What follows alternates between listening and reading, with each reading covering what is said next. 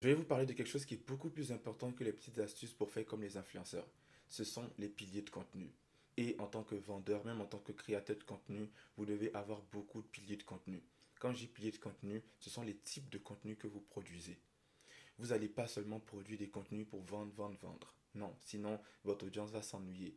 Vous n'allez pas produire seulement des contenus éducatifs, c'est-à-dire expliquer, expliquer. Sinon, vous n'allez pas gagner d'argent parce que les gens ne sauront pas que vous vendez un produit. Vous n'allez pas produire des contenus découvertes, découvertes, parce que vous n'êtes pas seulement des influenceurs, vous êtes des commerçants, vous êtes des entrepreneurs. Donc, il vous faut plusieurs types de contenus.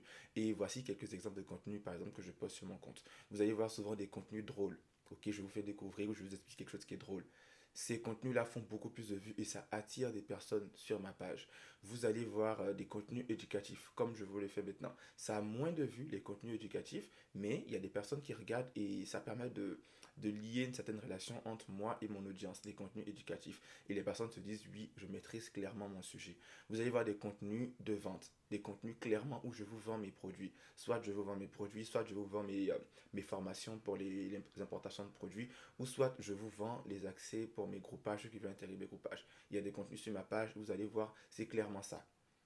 Et ces derniers temps, je poste souvent d'autres styles de contenu que j'appelle les retours clients, les commandes des clients. Donc vous allez voir souvent, je vous poste des commandes de certains de mes clients. Ça aussi, c'est un type de contenu.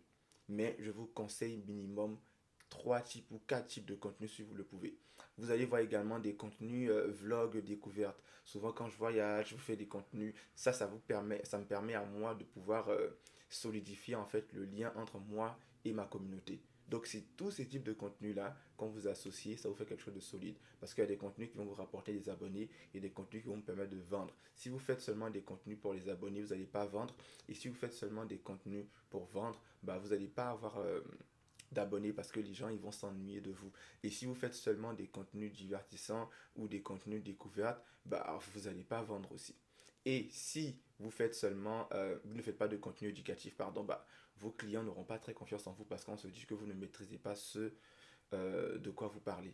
Donc c'est super important d'avoir sur son compte plusieurs types de contenus. Ça, j'ai cité quelques-uns, mais il y en a beaucoup d'autres. Vous n'êtes pas obligé de tout faire à la fois, mais il faut essayer de varier les contenus.